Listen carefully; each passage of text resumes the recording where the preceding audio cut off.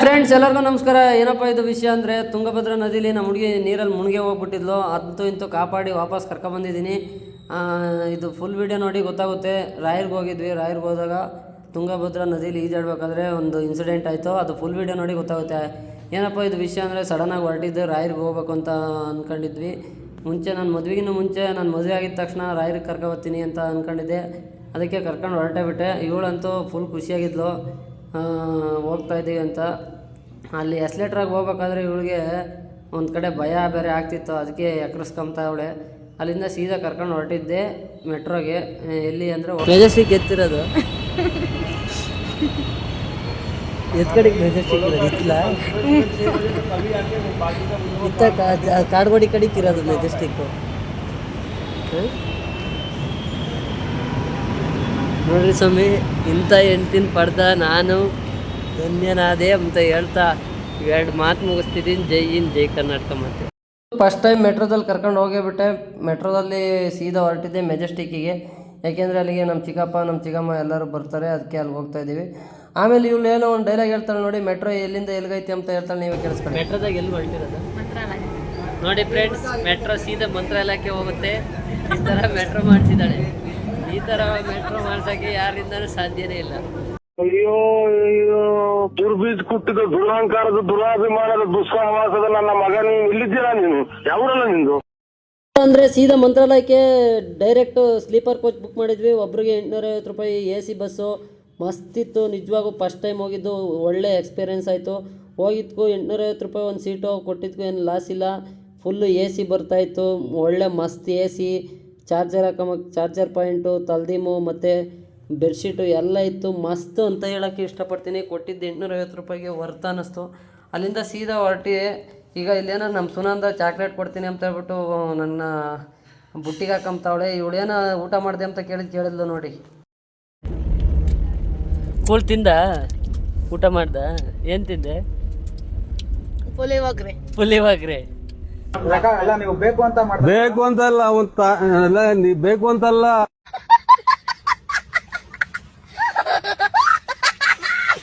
Bus ಹೆಂಗಿದೆ ಅಂತ ಹೇಳ್ಬಿಟ್ಟು ಮತ್ತೊಮ್ಮೆ ಎಲ್ಲರಿಗೂ ತೋರ್ಸೋಣ ಅಂತ ಹೇಳ್ಬಿಟ್ಟು ಒಂದು ವೀಡಿಯೋ ಮಾಡ್ಕೊಂಡೆ. ಅಲ್ಲಿಂದ ಸೀದಾ ನೋಡಿ ಫುಲ್ಲು ಎಲ್ಲರಿಗೂ ಮೇಲ್ಗಡೆ ಡಬಲ್ ಸೀಟು, ಸಿಂಗಲ್ ಸೀಟು ಎಲ್ಲ ಇದೆ. ಟೋಟಲ್ 5 ಸೀಟ್ ಬುಕ್ ಮಾಡಿದ್ದೆ. 11:15 ಆಗಿತ್ತು. ಆಲ್ರೆಡಿ ನಮ್ಮ ಮೇಡಮ್ ಮಲಗಿದ್ರು. ಸರಿ ಆಯ್ತು ಇಷ್ಟೇ ಅಂತ ಹೇಳ್ಬಿಟ್ಟು ಮಲ್ಕೊಂಬನ ಅಂತ ನಾನು ಅಂದ್ಕೊಂಡೆ. ಅಷ್ಟರೊಳಗಡೆ ಇಲ್ಲಿ ಸೈಡ್ಗೆ ಹಾಕಿದ್ರು ಡೀಸೆಲ್ ಹಾಕ್ಸೋಕ್ಕೆ. ನೋಡಿ ನಾವು ಹೋಗಿದ್ದು ಇದೆ ಪೂಜಾ ಟ್ರಾವೆಲ್ಸು. ಅವರು 10 ಬಸ್ ಇದ್ದಾವಂತೆ. ಸಖತ್ತಾಗಿತ್ತು, ಒಳ್ಳೆ ಫೆಸಿಲಿಟಿ, ವರ್ತ್ ಅನ್ನಿಸ್ತು ಹೋಗಿದ್ಕು. ನನಗಂತೂ ಫಸ್ಟ್ ಟೈಮ್ ಹೋಗಿದ್ದು ಸ್ಲೀಪರ್ ಕೋಚಲ್ಲಿ. ಭಾರಿ ಖುಷಿ ಆಯಿತು. ಅಲ್ಲಿಂದ ಬೆಳಗ್ಗೆ ನೋಡ್ತೀನಿ ಆಲ್ರೆಡಿ ಮಂತ್ರಾಲಯದಾಗಿದ್ದೀವಿ. ಹೋಗಿದ್ದೆ ಗೊತ್ತಾಗಲಿಲ್ಲ. ಅಷ್ಟು ನೀಟಾಗಿ ಅಷ್ಟು ಮಸ್ತ್ ಕರ್ಕೊಂಡೋದ್ರು. ಒಂದು ಸ್ವಲ್ಪನೂ ಮೈನವಾಗಲಿಲ್ಲ, ಪೇಯ್ನ್ ಅನ್ನಿಸ್ಲಿಲ್ಲ. 8 ಗಂಟೆಗೆ ಆಲ್ರೆಡಿ ಮಂತ್ರಾಲಯದಾಗಿದ್ವಿ. ನೈಟ್ ಬಿಟ್ಟಿದ್ದೆ. ಸಿಟಿ ಬಿಟ್ಟಾಗ 12:30 1 ಗಂಟೆ ಆಗಿತ್ತು. ಅಲ್ಲಿಂದ ಸೀದಾ ಹೊರಟಿದ್ದೆ ಮಂತ್ರಾಲಯ ಒಳಗಡೆ. ಕೈ ಮುಗಿದು ಒಳಗಡೆ ಆರ್ಚಿಂದ ಒಳಗಡೆ ಹೋದ್ವಿ. ಒಳಗಡೆ ಹೋಗಿದ ತಕ್ಷಣ ನಮಗೆ ಅನಿಸಿದ್ದು ರೂಮ್ ಮಾಡೋಣ ಅಂತ. ಆಮೇಲೆ ಏನು ಬೇಡ ರೂಮ್ ಅಂತ ಹೇಳ್ಬಿಟ್ಟು ಹಾಗೆ ಹೋದ್ವಿ. ಹೋಗ್ಬೇಕಾದ್ರೆ ಮಂತ್ರಾಲಯದ ಮುಂದೆಗಡೆ ನೋಡಿದ್ವಿ ಜನ ಎಷ್ಟವ್ರೆ ಅಂತ. ಸಿಕ್ಕಾಪಟ್ಟೆ ಜನ ಇದ್ದರು. ನಮ್ಮ ಆಂಟಿಗಂತೂ ಜೀವನೇ ಬಾಯಿಗೆ ಬಂದಿತ್ತು, ಯಾವಾಗಪ್ಪ ನಮಗೆ ದರ್ಶನ ಆಗುತ್ತೆ ಅಂತ. ನಾನಿದ್ದು ಪರವಾಗಿಲ್ಲ ಬಾರಂಟಿ ಅಂತ ಹೇಳ್ಬಿಟ್ಟು, ನಾನು ಆಲ್ರೆಡಿ ತುಂಗಭದ್ರಾ ನೋಡಿದ್ನಲ್ಲ, ಅಲ್ಲಿ ಎಲ್ಲ ಕೆಂಡ ಇತ್ತಲ್ಲ ಗಲೀಜು ಅಂತ. ತುಂಗಭದ್ರಾ ನದಿ ನಾನು ಆಲ್ರೆಡಿ ನೋಡಿದ್ದೆ. ಅಲ್ಲೆಲ್ಲ ಕೆಂಡ ಜಾಸ್ತಿ ಇರ್ತವೆ ಅಂತ ಹೇಳ್ಬಿಟ್ಟು ನಾನೇ ಹೋಗೋದು ಬೇಡ ಅಂದ್ಕೊಂಡಿದ್ದೆ. ಆದರೆ ನಮ್ಮ ಸುನಂದ ಫಸ್ಟ್ ಟೈಮ್ ಹೋಗಿದ್ಲಲ್ಲ, ತುಂಗಭದ್ರಾ ನದಿ ಹರಿಯೋದು ತೋರಿಸ್ಬೇಕು ಅಂತ ಹೇಳ್ಬಿಟ್ಟು ಸುಮ್ಮನೆ ಎಕ್ಸಾಂಪಲಿಗೆ ಕರ್ಕೊಂಡು ಹೋದೆ. ಅಲ್ಲಿ ಹೋಗಿದ ತಕ್ಷಣ ಅದೇನಾಯ್ತೋ ಗೊತ್ತಿಲ್ಲ, ರಾಯರು ಅದೇನು ಮನ್ಸ್ಕೊಟ್ರು, ನೀರಲ್ಲಿ ಹೋಗ್ಲೇಬೇಕು ಅಂತ ಅನ್ನಿಸ್ತು. ಅಲ್ಲಿಂದ ಸೀದಾ ವಾಕ್ ಮಾಡ್ಕೊಂಡು ನೀರ ಹತ್ರ ಹೋದೆ. ಹೋಗ್ತಾ ಏನೋ ಒಂದು ಸರಿ ಸಮಾಧಾನ ಅಷ್ಟು ಗಲೀಜೆಲ್ಲ ಇಲ್ಲ. ಸ್ವಲ್ಪ ನೀಟ್ನೆಸ್ ಚೆನ್ನಾಗಿ ಮೇಂಟೈನ್ ಮಾಡಿದೆ. ಆದ್ರೂ ನಮ್ಮ ಸುನಂದ್ಗೆ ಅದು ಎಲ್ಲಿಂದ ಬಂತ ಸೆಂಟೆನ್ಸ್ ಬಾಯಿ ಮುಚ್ಕೊಂಡು ಬರ್ತಿದ್ದು. ಇಲ್ಲಿ ಪರವಾಗಿಲ್ಲ ಅಂತ ಹೇಳ್ಬಿಟ್ಟು ನಾನು ವೀಡಿಯೋ ಮಾಡಂತ ಹೇಳಿ ಸೀದಾ ನೀರಲ್ಲಿ ಇಳಿದೇ ಬಿಟ್ಟೆ. ರಾಯರಿಗೆ ನಮಸ್ಕಾರ ಮಾಡಿ ಮೊತ್ತದ ಪ್ರದಕ್ಷಿಣೆ ಇಕ್ಕನಂತ ನೋಡ್ತೀನಿ. ಎಲ್ಲ ನೀರು ಗುಂಡಿ, ಅದ್ರ ಪರವಾಗಿಲ್ಲ ಅಂತ ಹೇಳ್ಬಿಟ್ಟು ನಿಂತ್ಕೊಂಡು ಮೊತ್ತದ ಕೈ ಮುಗ್ದೇ ಬಿಟ್ಟೆ. ಸಿಕ್ಕಾಪಟ್ಟೆ ಚಳಿ ಏನೋ ಆಗ್ತಿತ್ತು. ಆದರೂ ಬಿಸಿಲು ಸಿಕ್ಕಾಪಟ್ಟೆ ಇತ್ತು. ನಾವು ಹೋಗಿದ್ದ ಟೈಮ್ಗೆ ಆಲ್ರೆಡಿ 8:30 8:45 ಆಯಿತು. ಆಲ್ರೆಡಿ ಬಿಸಿಲು ಬಂದಿತ್ತು. ನನಗಂತೂ ತುಂಬ ಖುಷಿ ಆಯಿತು. ಫಸ್ಟ್ ಟೈಮ್ ತುಂಗಭದ್ರಾ ನದಿಲಿ ಇಳಿದಿರೋದು. ಲಾಸ್ಟ್ ಟೈಮ್ ಹೋದಾಗ ಅಲ್ಲೆಲ್ಲ ಗಲೀಜಿದೆ ಅಂತ ಹೇಳ್ಬಿಟ್ಟು ಇಳಿದಿರಲಿಲ್ಲ. ಆದರೆ ಈ ಥರ ಹೋದಾಗ ಸಿಕ್ಕಾಪಟ್ಟೆ ಚೆನ್ನಾಗಿತ್ತು. ನೀರು ಚೆನ್ನಾಗಿತ್ತು. ಎಲ್ಲರೂ ಈಜಾಡ್ತಿದ್ರು. ನಾನೊಂದು ಸ್ವಲ್ಪ ಹೊತ್ತು ಎಲ್ಲ ಹಂಗೆ ಸ್ವಿಮ್ ಮಾಡ್ತಾಯಿದ್ದೆ. ನಮ್ಮ ಸುನಂದಗೆ ಮೊಬೈಲ್ ಕೊಟ್ಟಿದ್ದೆ ಸ್ವಿಮ್ ಮಾಡೋಣ ಅಂತ ಹೇಳ್ಬಿಟ್ಟು, ಆದ್ರೆ ನನಗೆ ಯಾಕೋ ಅವಳು ಹೇಳ್ಕೊಂಡೋಗಿ ಏನಾದ್ರು ಮಾಡಿ ಮುಳುಗಿಸ್ಬೇಕು ಅಂತ ಹೇಳ್ಬಿಟ್ಟು ಕಿತ್ತಾಕ್ತಿದ್ದೆ. ಆದ್ರೆ ಅವ್ರು ಗೊತ್ತಿರ್ಲಿಲ್ಲ ನನಗೆ. ಎಕ್ಸಾಂಪಲ್ಗೆ ಇಲ್ಲೊಂದು ಅವಕ್ಕ ಈಜಾಡ್ತಿದ್ಲು, ನಮ್ಮ ಸುನಂದನ್ ಕರಿತಾ ಇದ್ದೆ, ನೋಡ್ ಸುನಂದ ಅವಕ್ಕ ಅಂತ ಈಜಾಡ್ತೀನಿ ಅದು ಈಜಾಡಕ್ಕಾಗಲ್ಲ ಅಂತ ಹೇಳ್ಬಿಟ್ಟು ಒಂದ್ ಸ್ವಲ್ಪ ಎಲ್ಲ ಮೋಟಿವೇಶನ್ ಮಾಡಿದೆ. ಆದ್ರೂ ಅದೇನು ಕುರಿ ಹಳ್ಳಕ್ ಬೀಳಂಗ್ ಕಾಣ್ತಿರ್ಲಿಲ್ಲ. ಆದ್ರೂ ಬಿಡ್ಲಿಲ್ಲ ನಾನು ಕರಿಯವರೆಗೂ. ಲಾಸ್ಟ್ಗೆ ಕರ್ದೆ ಬಿಟ್ಟೆ. ಕರ್ದು ಏನೇನೋ ಬೈದೆ ಎಲ್ಲ ಬಿಟ್ಟು ಕರ್ದೆ ನೀರು ಒಳಗಡೆ ಬಾ ಮುಳುಗು ಅಂತ ಹೇಳ್ಬಿಟ್ಟು ಹತ್ತಾಡಿ ನನ್ನ ಬಾಧೆ ನೋಡಕ್ಕಾಗದೆ ಅವಳೆ ಬಂದು ಬಂದಂಗೆ ಏನ್ ಮಾಡಿದೆ, ಸೀದಾ ತಗೊಂಡು ಮುಗಿಸಿದ್ದೆ. ಅದಕ್ಕೆ ಮೂಗನಕ್ ನೀರೋದು ಕಿವಿಯಕ್ ಹೋಗು ಅಂತ ಎಲ್ಲ ಎಗರಾಡ್ತಿದ್ದು. ಆದ್ರೆ ನಾನೇನು ಬಿಟ್ಟಿಲ್ಲ.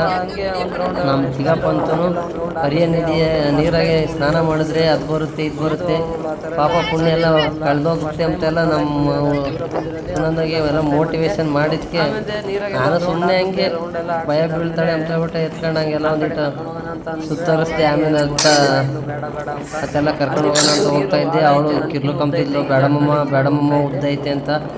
ಆದ್ರೆ ನಾನು ಗೊತ್ತಲ್ಲ ತರಲೆ ನನ್ನ ಮಗ ಹೇಳ್ಕೊಂಡು ಹೋದೆ ಬಿಟ್ಟೆ. ಅದನ್ನೇ ಮುಳುಗಿದ್ಲು ಅಂತ ಸ್ಟಾರ್ಟಿಂಗು. ಆಮೇಲೆ ದೇವ್ರ ದಯದಿಂದ ರಾಯರು ಏನು ತೊಂದರೆ ಕೊಡಲಿಲ್ಲ. ತಿರ್ಗಾ ಅವಳನ್ನ ವಾಪಸ್ ಕಳಿಸ್ದೆ.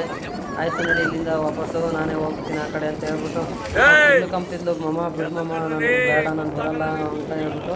ನಮ್ಮ ಚಿಕ್ಕಪ್ಪನೂ ಬೈತು, ಹೆಣ್ಮಕ್ಳನ್ನ ನೀರಲ್ಲಿ ಎದುರಿಸ್ಬಾರ್ದು ಅಂತ ಅಂದಿದ್ದಕ್ಕೋಸ್ಕರ ಸರಿ ಆಯಿತು ಹೋಗು ಅಂತ ಹೇಳಿದೆ. ಅಲ್ಲಿ ಹೋಗಿ ಬರೋಣ ಬಾ ಅಂದ್ಕೊಳ್ಳೋದಕ್ಕೆ ಬರಲೇ ಇಲ್ಲ. ಸರಿ ಬೇಡ ಬಾ ಮಮ್ಮ ಅಂದ್ಲು. ಅಲ್ಲಿಂದ ವಾಪಸ್ ಕರ್ಕೊಬಂದೆ ಎತ್ಕೊಂಡು. ಆಮೇಲೆ ನೋಡಿ ಮಾರಮ್ಮ ಆಗಿದ್ದಾಳೆ, ನೀರಲ್ಲೆಲ್ಲ ಉಳ್ಳಾಡಿ.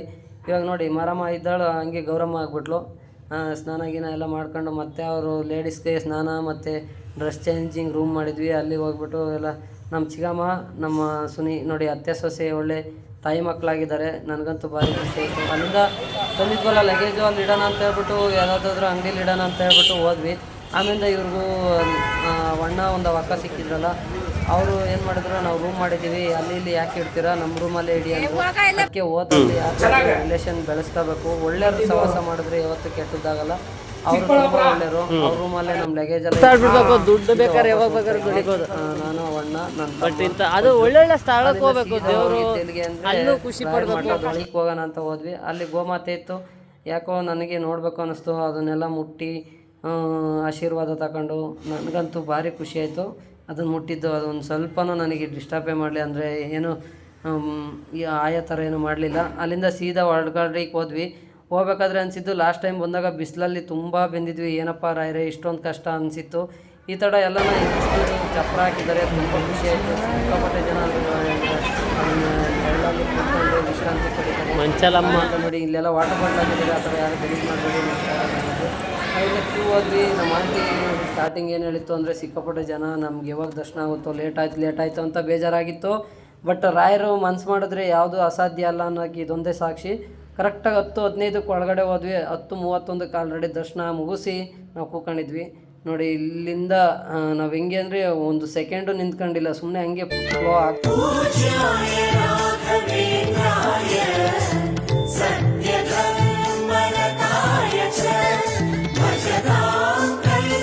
ಎಲ್ಲ ಕ್ಯಾಮ್ರಾ ರೆಸ್ಟ್ರಿಕ್ಷನ್ ಇರೋದ್ರಿಂದ ವೀಡಿಯೋ ಮಾಡೋಕ್ಕಾಗಲಿಲ್ಲ. ಬಟ್ ಅಲ್ಲಿಂದ ಸೀದಾ ಬಂದ್ವಿ. 10:31 ಬಂದ್ವಿ. ಅಲ್ಲಿಂದ ಒಂದು ಪ್ರದಕ್ಷಿಣೆ ಹಾಕಬೇಕು ಅಂದರು. ಎಲ್ಲ ಮುಗಿಸ್ಕೊಬಂದು ವಿಶ್ರಾಂತಿಗೆ ಒಂದು ಸ್ವಲ್ಪ ಹೊತ್ತು ಕೂತ್ಕೊಂಡ್ವಿ. ರಾಯರ ಸನ್ನಿಧಿಲಿ ಕೂಕೋಬೇಕು ಅಂತ ಹೇಳ್ಬಿಟ್ಟು ಅಲ್ಲಿಂದ ಸೀದಾ ಹೊರಟಿದ್ದು ಎಲ್ಗಪ್ಪ ಅಂದರೆ ಹೊರಗಡೆ ಹೋಗೋಣ ಅಂತ ಹೇಳ್ಬಿಟ್ಟು ಹೊರಟ್ವಿ. ಅಲ್ಲಿ ಹೋಗಿದ ತಕ್ಷಣ ಫೋಟೋ ತೆಗೆಸ್ವಿ. ನೋಡಿ ಮನ್ಸ್ ಮಾಡಿದ್ರೆ 2 ತಿಂಗಳಿಗೆ ಮದುವೆ ಮಾಡಿದ್ದಾರೆ. ಅವರು ಜನವರಿ 15ನೇ ತಾರೀಕು ಹೋಗಿದ್ವಿ. ಮತ್ತು ಮಾರ್ಚ್ 8ಕ್ಕೆಲ್ಲ ನಮ್ಮ ಮದುವೆ ಆಗಿತ್ತು. ಮುಂಚೆ ನಾನು ನಮ್ಮಮ್ಮ ಹೋದ್ವಿ. ಈಗ ನಾನು ನಮ್ಮ ಹುಡುಗಿ ಎಲ್ಲ ಹೋಗೋಂಥ ಅದೃಷ್ಟ ಕೊಟ್ಟರು. ರಾಯರ್ ಮನ್ಸು ಮಾಡಿದ್ರೆ ಯಾವುದೂ ಅಸಾಧ್ಯ ಅಲ್ಲ ಅನ್ನೋದಕ್ಕೆ ಇದೊಂದೇ ಸಾಕ್ಷಿ. ಅಲ್ಲಿಂದ ನಮ್ಮ ಫ್ಯಾಮಿಲಿ ಫೋಟೋ ಎಲ್ಲ ತೆಗೆಸ್ಕೊಂಡು ನಾನು ನಮ್ಮ ಚಿಗಮ್ಮ, ನನ್ನ ತಮ್ಮ, ನಮ್ಮ ಚಿಗಪ್ಪ ಎಲ್ಲ ಜೊತೆಗೆ ತಗೊಂಡು ಇವ್ರು ನೋಡಿ ಲವರ್ಸು. ಆಲ್ರೆಡಿ ಎಂಗೇಜ್ಮೆಂಟ್ ಆಗಿದೆ. ಬಟ್ ರಿಲೇಟಿವೇ ಅವರು. ಒಂದು ಅಕ್ಕ ಒಂದು ಅಣ್ಣ ಪರಿಚಯ ಆದರು. ತುಂಬ ಒಳ್ಳೆಯವರು. ಅವ್ರಿಗೆ ಅಡ್ವಾನ್ಸ್ ಹ್ಯಾಪಿ ಮ್ಯಾರಿಡ್ ಲೈಫ್ ಅಂತ ಹೇಳ್ತಾ ಇಲ್ಲಿ ಆರಕ್ಷತೆ ಕಳ್ಕೊಟ್ರು. ಇದನ್ನ ವೀಡಿಯೋ ಮಾಡೋಕೆ ಹೋದೆ. ಕ್ಯಾಕ್ರಸ್ ಮಗ್ದಕ್ಕೆ ಹೋಗಿದ್ರು ವೀಡಿಯೋ ಮಾಡೋಂಗಿಲ್ಲ ಅಂತ.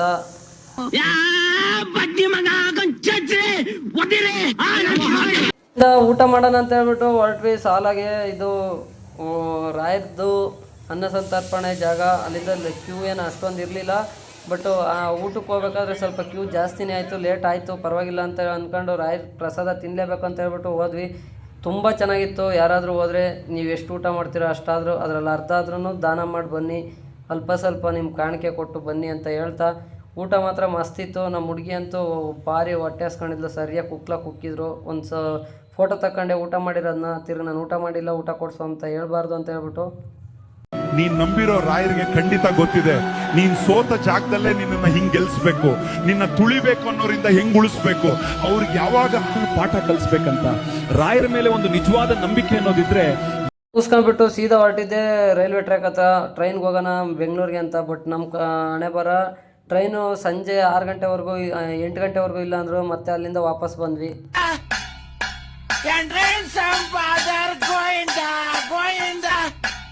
ಮುಂದೆ ಏನಿಲ್ಲ, ಇನ್ನೇನು ವಿಧಿನೇ ಇಲ್ಲ ಅಂತ ಹೇಳ್ಬಿಟ್ಟು ಸೀದಾ ಹೊರಟಿದ್ದೆ KSRTCಗೆ. KSRTCಗೆ ಎಲ್ಲಿ ಅಂದರೆ ಮಂತ್ರಾಲಯದಿಂದ ರಾಯಚೂರಿಗೆ ಹೋದ್ವಿ. ರಾಯಚೂರಿಂದ ಬಸ್ಸು ಬೆಂಗಳೂರಿಗೆ ಹತ್ತಿದ್ವಿ.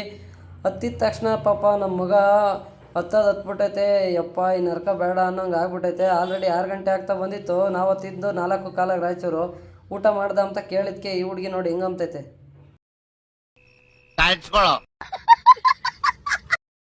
ಇಲ್ಲ ಹೋಗ್ಲೇಬೇಕು, ಜೀವನ ಸಾಗ್ಲೇಬೇಕು ಅಂತ ಹೇಳಿ ರಾಯರ್ ಕೈ ಮುಗಿದು ಹೊರಟೇ ಬಿಟ್ವಿ, ನಾನು ನಮ್ಮ ಚಿಗಮ್ಮ. ಆದ್ರೆ ನಮ್ಮ ಚಿಗಮ್ಮ ನೀನು ಇದ್ದರೆ ಇಂಥ ಶಾಪ ಪಾಪಿ ಬೇಡ. ಏನು ಅರ್ಥವೇ ಆಗ್ತಿಲ್ವೇ ಈ ಕೇಸು? ಎಳೆ ಮಗು ಆಗಿದ್ದಿದ್ರೆ ಓಕೆ, ಏನಿದು ಏನೋ ಗೊತ್ತಾಗ್ತಿಲ್ಲಪ್ಪ. ದೇವರು ಇಲ್ಲ, ತಲೆ ಅಡಿಕೆ ಬ್ಯಾಗು ಇಟ್ಕಂಡು ಮನಸ್ಸೆ ಇಂಥ ಕರ್ಮ ಬ್ಯಾಡ. ಎಳ್ಳೆ ಬೋಂಡ ಅದ್ರಾಗೆ ಮೆಣಸಿನಕಾಯಿ ಖಾರ. ನೋವಿದೆ, ಆಕ್ರೋಶ ಇದೆ. ಯಾಕೆ ಭಗವಂತ ನನಗಿಷ್ಟು ಪ್ರಶ್ನೆ ಮಾಡ್ತಾ ಇದ್ದಾನಲ್ಲ, ನಾನು ಯಾರಿಗೇನು ಮೋಸ ಮಾಡಿದ್ದೆ? ನೈಟ್ 12:30 ಆಗಿತ್ತು. ಅತ್ತೆ ಸೊಸೆ ಒಂದೇ ತಾಯಿ ಮಕ್ಳ ಥರ ಮಾಲ್ಕೊಬಿಟ್ಟಿದ್ರು ಬಸ್ಸಾಗ ನೆಲ್ದಾಗೆ. ಪಾಪ ಅವ್ರು ನೋಡಿದ ತಕ್ಷಣ ಅಯ್ಯೋ ಪಾಪ ಅನ್ನಿಸ್ಬಿಡ್ತು.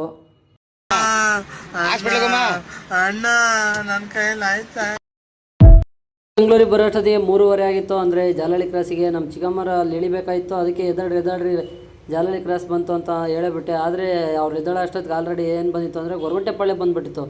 ಅವಾಗ ನಮ್ಮ ಚಿಕ್ಕಪ್ಪ ನನ್ನಂತೂ ಹುಡ್ಕಾಡ್ತಿತ್ತು ಸರಿಯಾಗಿ ಉಗ್ಳಬೇಕು ಅಂತ ಹೇಳ್ಬಿಟ್ಟು. ಅದಕ್ಕೆ ನಾನು ಸ್ವಲ್ಪ ಹೊತ್ತು ಕೂತ್ಕೊಳ್ಳಕ್ಕಾಗಲ್ಲ ನಿಮ್ಗೆ, ಅಲ್ಲಂಟು ಜಾಲಹಳ್ಳಿ ಕ್ರಾಸ್ ಬಂದ್ರು ಇಲ್ದಿಲ್ಲ ಅಲ್ಲಂಟಿ ನೀವು. ಬಾಯ್ ಯಾಕಂದ್ ಬಿಟ್ಟಿದ್ದೀರ ನೋಡ್ರಿ, ಹುಷಾರ್. ಬಾಯ್ ಆಂಟಿ, ಹೋಗಿ ಕಾಲ್ ಮಾಡ್ರಿ. ಬಾಯ್ ಬಾಯ್ ಬಾಯ್. ಸರ್ ನಂಗೆ ಟಿ ಸಿ ಕೊಟ್ಬಿಡಿ ಸರ್, ನಾ ಕಾಲೇಜ್ ಬಿಟ್ಟು ಹೊರಟೋಗ್ತೀನಿ. ನಮ್ಮ ಚಿಕ್ಕಪ್ಪ ಬಾಯ್ ಹೇಳ್ಬಿಟ್ಟು ಸೀದಾ ಮೆಜೆಸ್ಟಿಕ್ಗೆ ಬಂದ್ವಿ. ಮೆಜೆಸ್ಟಿಕ್ಗೆ ಬಂದಾಗ ಅಲ್ಲೇ 4:08 ಆಗಿತ್ತು. ಆಮೇಲೆ ಇವ್ರಿಗೊಂದು ಕಾಫಿ ಕೊಡಿಸ್ದೆ. ಕಾಫಿ ಕುಡಿತಿದ್ದಂಗೆ ಭಾರಿ ಸಖತ್ತಾಗೈತೆ ಅಂತ ಅಂದ್ಲು. ಅದಕ್ಕೆ ನಾನು ಒಂದು ಡೈಲಾಗ್ ಹೇಳ್ದೆ, ನೀವೇ ಕೇಳಿಸ್ತೀನಿ. ಹೇಳು ಚಿನ್ನು. ಸೀದಾ ಬಂದಿದ್ದೆ ಟಿನ್ ಫ್ಯಾಕ್ಟ್ರಿ ಬಂದಾಗ 4:35 ಆಯಿತು. ಅಲ್ಲಿಂದ ಬಂದಿದ್ದೆ ಸೀದಾ ಹೊರಟಿದ್ದು ನಾವಿಲ್ಲಿಗೆ ಅಂದರೆ BMTC ಹತ್ತಾನ ಅಂತ ಹೇಳ್ಬಿಟ್ಟು ಟಿನ್ ಫ್ಯಾಕ್ಟ್ರಿ ಬಸ್ ಸ್ಟ್ಯಾಂಡ್ಗೆ ನಡ್ಕೊಂಡು ಹೋದ್ವಿ. ಅಲ್ಲೇ ಪಕ್ಕದಲ್ಲೇ BMTC ಬರ್ತವೆ, ಅಲ್ಲಿಂದ ಬಸ್ ಹತ್ತಿದ್ವಿ. ಬಸ್ ಹತ್ತಿದ ತಕ್ಷಣ ಸೀದಾ ಬರ್ಬೇಕಾದ್ರೆ ಸಿಕ್ಕಾಪಟ್ಟೆ ಮಳೆ ಬರ್ತಿತ್ತು. ನೆನ್ಕೊಂಡೆ ಬಂದ್ವಿ. ಆದರೆ ಮಳೆ ಮಾತ್ರ ಮಸ್ತ್ ಬರ್ತಿತ್ತು. ನೆನ್ಕೊಂಡು ಬಂದು ಸೀದಾ ಮನೆಗೆ ಬಂದ್ವಿ. ಮನೆಗೆ ಬಂದು ಎಲ್ಲ ನೆಂದಿದ್ವಲ್ಲ, ಅದೆಲ್ಲ ಬಟ್ಟೆ ಬ್ಯಾಗು ಎಲ್ಲ ನೆಲದಲ್ಲಿ ಇಟ್ಬಿಟ್ಟು ಅವಳ ಪಾಪ ನೆಂದಿದ್ಲು. ಅಲ್ಲಿಂದ ಮನೆಗೆ ಬಂದ್ವಲ್ಲ, ಸೀದಾ ರಾಯರ ಸನ್ನಿಧಿಯಿಂದ ನಮ್ಮ ಮನೆಗೆ ಬಂದ್ವಿ. ಇಷ್ಟು ಲಾಗ್ ಇಲ್ಲಿಗೆ ಮುಗೀತು. Bye friends.